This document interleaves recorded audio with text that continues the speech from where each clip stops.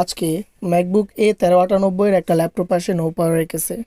এটার যে ইউজার উনি মূলত আমাদের কাছে ল্যাপটপটা নিয়ে আসে ব্যাটারি চেঞ্জ করার জন্য। ওনার কথা হচ্ছে ল্যাপটপটা লাস্ট কয়েকদিন যাবৎ ব্যাটারি একদমই ব্যাকআপ দিচ্ছিল না, তো ওনার ধারণা ব্যাটারির কারণে ল্যাপটপটা অন হচ্ছে না। তো আমরা একটা নতুন ব্যাটারি লাগিয়ে ল্যাপটপটায় দেখবো যে কী অবস্থা। তো নতুন ব্যাটারি লাগিয়ে চেক করার পরও দেখলাম যে সেম কন্ডিশন। কারণ আমার জানা ছিল যে এই ল্যাপটপগুলোতে মূলত ব্যাটারি ছাড়া পাওয়ার আসে, কিন্তু ডিসপ্লে আসার সাথে সাথে বন্ধ হয়ে যায় একটা ব্যাটারির ওয়ার্নিং দিয়ে।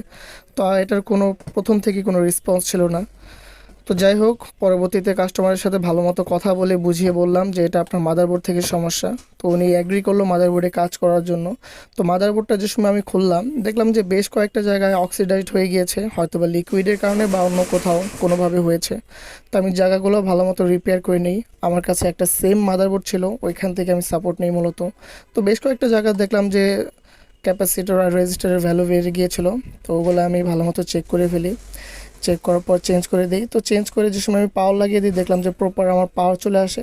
তো পরবর্তীতে ল্যাপটপটা আমি পুনরায় ফিটিং করে ফেলি। ফিটিং করার পর দেখলাম যে পাওয়ার অ্যান্ড ডিসপ্লে সব কিছু চলে আসে।